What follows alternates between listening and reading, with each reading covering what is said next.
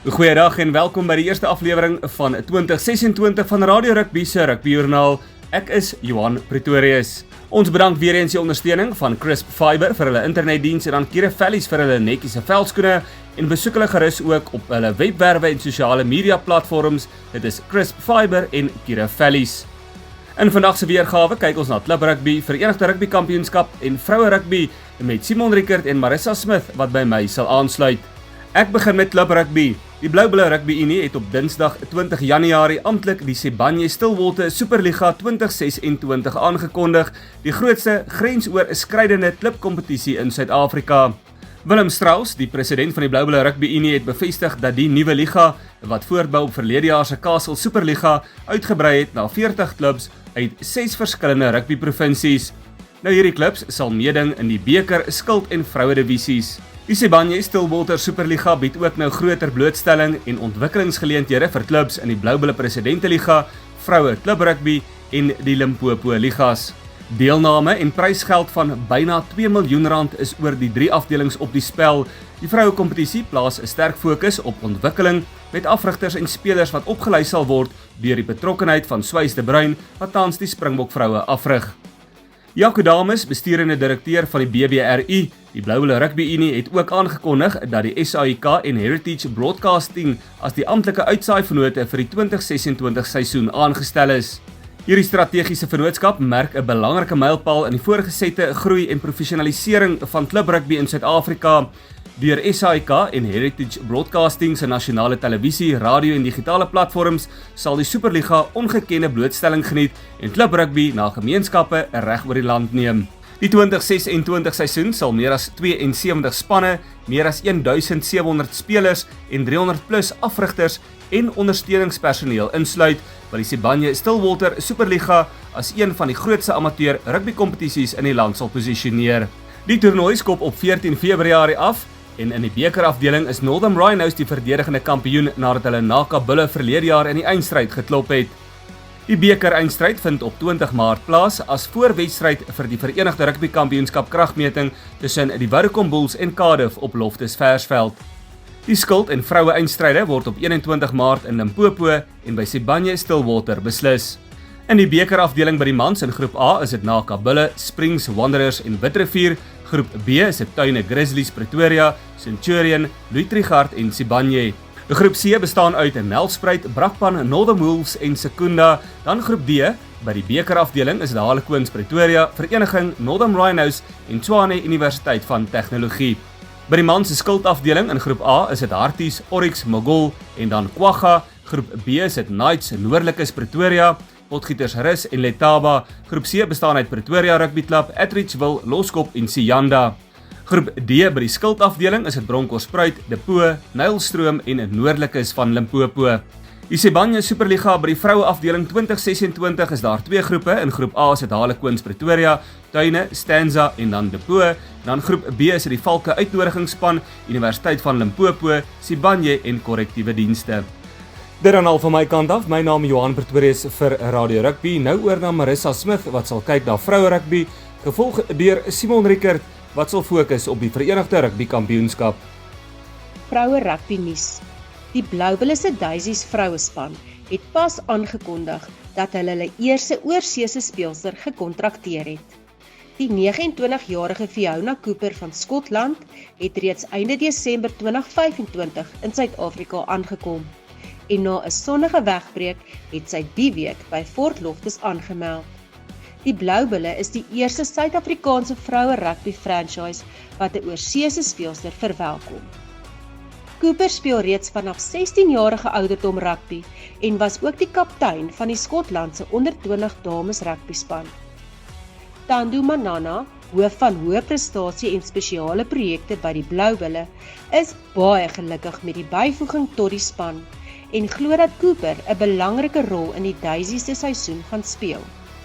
Manana sê voorts dat haar vaardighede, maar ook internasionale ondervinding op die rugbyveld 'n verdere aanwinst vir die span gaan wees.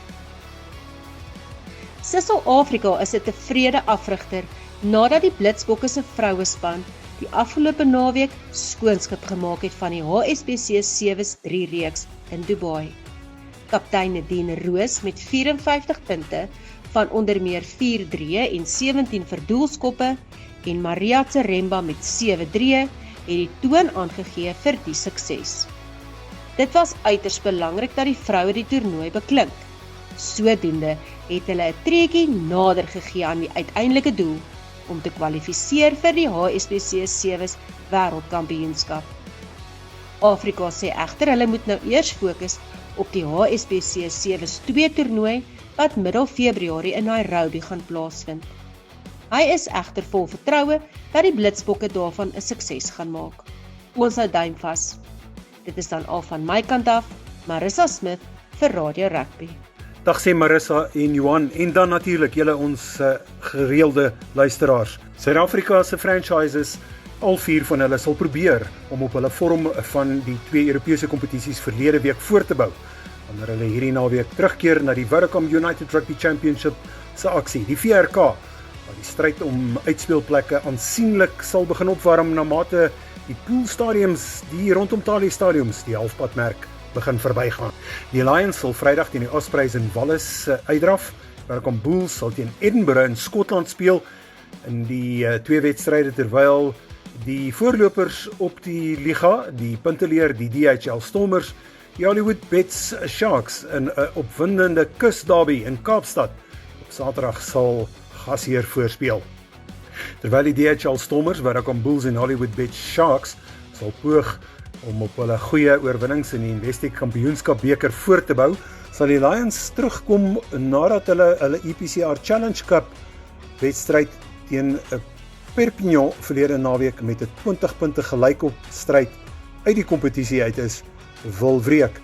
Die Lions het tot dusver 'n redelike Vodacom VRK seisoen gehad, met 4 oorwinnings uit 8 wedstryde wat hulle 7de op die punteleer plaas. Vir die Ospreys 2 plekke onder hulle, die tabel, sal hulle self kans gee vir 'n kwaliteitvertoning in die Dunraven Brewery Field stadion waar hulle hierdie naweek sal speel. Hulle sal hul plek op die top 8 op die punteleer wil behou en moontlik daardie gaping groter maak, ondertoe en natuurlik kleiner maak bo met net 8 rondom daardie wedstryde oor na hierdie ronde. Die Lions het reeds 226 punte aangeteken op aanval en die spanne is redelik naby aan mekaar op verdediging. Ospreys daarna geslaag het om vir die EPCR Challenge Cup 8ste finales te kwalifiseer en net 1-3 meer afgestaan het in die Vodacom VRK, terwyl hulle ook die luukse sal hê om voor hulle tuiskare te speel in heeltemal ander weerstoestande as wat die Suid-Afrikaners hierdie somer het. Die stryd tussen die Vodacom Bulls en Edinburgh by die Hive Stadium word intussen verwag om 'n spannende een te wees, aangesien beide spanne hulle self op die onderste helfte van die tabel bevind met 3 oorwinnings uit 8 wedstryde elk. Alhoewel die Skotse span is 'n beter punteverskil, hulle 1 posisie bo die Pretoria span plaas. 11de teenoor 10de, natuurlik die Bulls in die 11de plek. Om die botsing nog meer giftig te maak, het albei spanne vir die Investec Championship Cup uitspeelrondes gekwalifiseer. Maar terwyl die Vodacom Bulls kom van 'n versterkende 26-24 oorwinning teen Szechuan Pueblos, kom Edinburgh terug van 'n swaar 63-10 nederlaag teen Bath, wat hulle motivering sal aanwakker om sterk terug te kom. Alhoewel die Vodacom Bulls se aanval beter is as die van die gasheer, sal hulle die verdediging aansienlik moet opknap, nadat hulle reeds 224 punte afgestaan het teenoor Edinburgh se 147. In Kaapstad sit die DHL Stormers mik om hulle onoorwonde tuisrekord hierdie seisoen te behou, wanneer hulle die Hollywood Bets Sharks by die DHL Stadion inwag. Die voorlopers sal egter versigtig wees om die Hollywood Bets Sharks nie te onderskat nie. Dis natuurlik die Stormers op hierdie punteleer wat dalk ver agter in die 14de plek op die punteleer is, maar met selfvertroue die wedstryd sal betree na hulle deurslaggewende 50-12 oorwinning teen Claremont in Durban verlede naweek. Die DHL Stormers, wat die enigste onoorwonde span in die kompetisie is, met 231 punte, teenoor die KwaZulu-Natal span se 156, is hulle ook die span wat die minste punte afgestaan het, natuurlik die Stormers, 95 punte afgestaan teenoor die Haie se 215. Dit alles in gedagte as ook die goeie tuisoorwinning oor die Leicester Tigers verlede naweek, sal die gasheer stewige gunstelinge die wedstryd betree, Maar die geskiedenis het al bewys dat enigiets in derbies kan gebeur. En dit dek die tafel vir 'n lekker wedstryd wat Saterdag gaan plaasvind. Interessant genoeg, hierdie twee spanne ontmoet mekaar volgende naweek in Durban. Dit beteken hierdie is 'n kop-aan-kop botsing. Hier is die skedule vir die naweek. Die Ospreys teen die Lions. Vrydag die 23ste, dan Ravenbury Field in Wallis, dis die plek, afskoptyd 21:35. Die skeieregter is Frederico Vedovelli. Dan die Edinburgh Rugby Club teen die Vodacom Bulls, ook die 23ste Vrydag, die Hive Stadion Edinburgh, ook dieselfde afskoptyd 21:45. Die skeieregter is Gianluca Necci. Dan die DHL Stormers teen die Hollywood Bets Sharks, Saterdag die 24ste by die DHL Stadion in Kaapstad, die afskoptyd 19:30. Die skeieregter is Amy Barrett Teron. Dis al waarvoor ek tyd het, dis al waarvoor ons tyd het. Dankie dat jy saam luister. Maar dankie ook aan ons borge Crisp Fiber vir internetdienste en Kiravellis vir danskerk en werkskoene. Ons groet jou tot 'n volgende keer. Simon Rickert vir Radio Rugby.